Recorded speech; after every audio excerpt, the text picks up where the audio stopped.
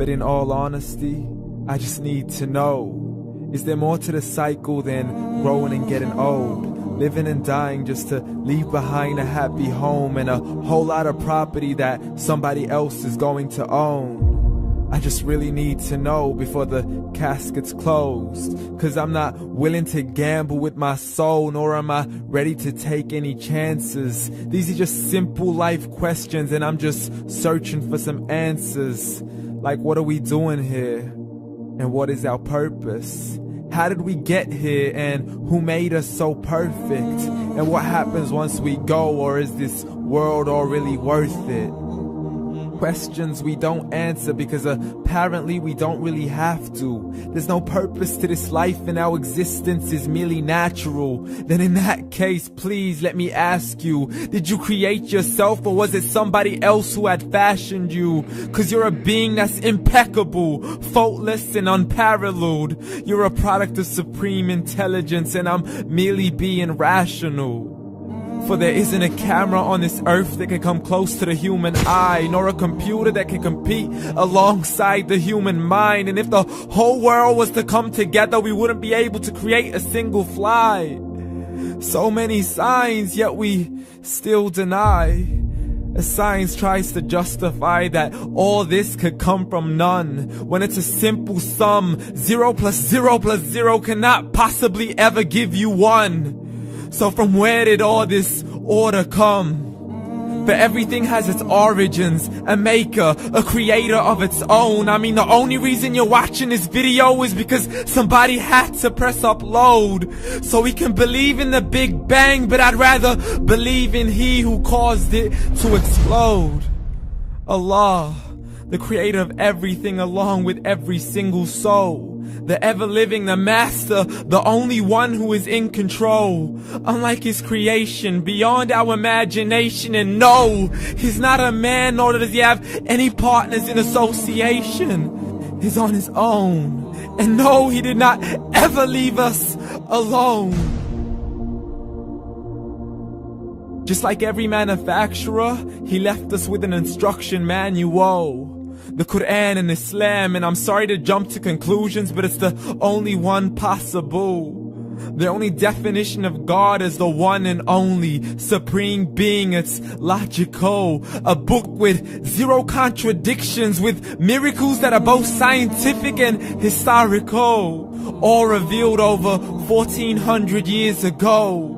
Like the detailed description of the human embryo. The descriptions of the human embryo in the Quran cannot be based on scientific knowledge in the 7th century. To the mountains as pegs holding firm the earth below, and the 2 seas that don't mix in a complete separate flow. To the planets in orbit, alternating night and day as they stay in flow. The expansion of the universe and the creation of everything from H2O. To the stories of the past and the preservation of Pharaoh. To identifying the lowest point in the land where Persia defeated Rome. The gushing fluid that created man in the glands between the ribs and the backbone. And not a word has changed, it's still the same. So please explain how all this was known over 1400 years ago. To a man who couldn't read or write, as he would recite whatever the angels spoke. And if you still don't believe, please try to come up with something that's even close. But you can't, so we took God as a mockery and his messengers as a joke. Muhammad could not read or write. How's somebody who can't read or write gonna start a religion?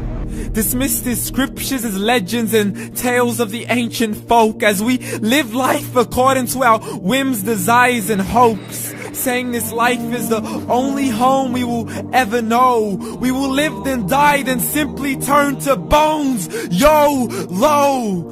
Correction, after the grass dies, the rain arrives and it regrows. And Allah promises to do the same thing to your very soul and bring you back from your very fingertips to your toes.